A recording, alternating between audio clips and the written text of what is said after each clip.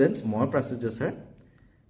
পৰীক্ষা দিব ওলোৱা নৱোদয় বিদ্যালয় বাছনি পৰীক্ষা দিব ওলোৱা প্ৰত্যেকজন ষ্টুডেণ্টলৈ বহুত বহুত শুভকামনা, বেষ্ট উইচেছ থাকিলে আমাৰ JNV গাইড পৰিয়ালৰ ফালৰ পৰা।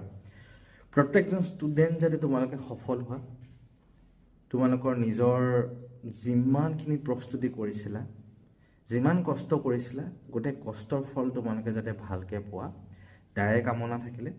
বহুত বহুত বেছি আশীৰ্বাদ থাকিলে আমাৰ প্ৰত্যেকজন JNV গাইডৰ পৰিয়ালৰ ফালৰ পৰা আৰু মোৰ ফালৰ পৰা, যাতে তোমালোকে এই 3 মাহ 4 মাহ 10 মাহ যিমানকেইদিন পঢ়িছা সেইকেইদিনৰ কষ্টৰ ফল যাতে তোমালোকে ভালকৈ পোৱা আৰু পৰীক্ষাটো যাতে তোমালোকৰ ভাল হয় তাৰে কামনা কৰিলোঁ।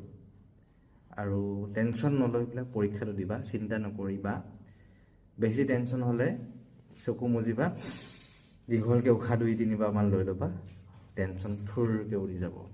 আৰু এইকেইদিন তোমালোকক পালোঁ, আমি পঢ়ালোঁ, আমি যিমানখিনি পাৰোঁ আমাৰ ফালৰ পৰা আমাৰ ক্লাছ কৰা ষ্টুডেণ্টসকলক আমি 1000% আমি আমাৰ ফালৰ পৰা দিব চেষ্টা কৰিলোঁ। ইউটিউবতো আমি 100% আমি দিব চেষ্টা কৰিলোঁ ইউটিউবতো। এতিয়া আমাৰ হাতত বাকীখিনি নাই, বাকীখিনি তোমালোকৰ হাতত আছে। তোমালোকৰ মা দেউতা বহুত কষ্ট কৰিছে, সফল হ'ব লাগিব, পৰীক্ষাটো ভাল হ'ব লাগিব। নিশ্চিন্ত মনে পৰীক্ষাটো দিবা, তাৰে কামনা থাকিলে। ধন্যবাদ ষ্টুডেণ্টছ।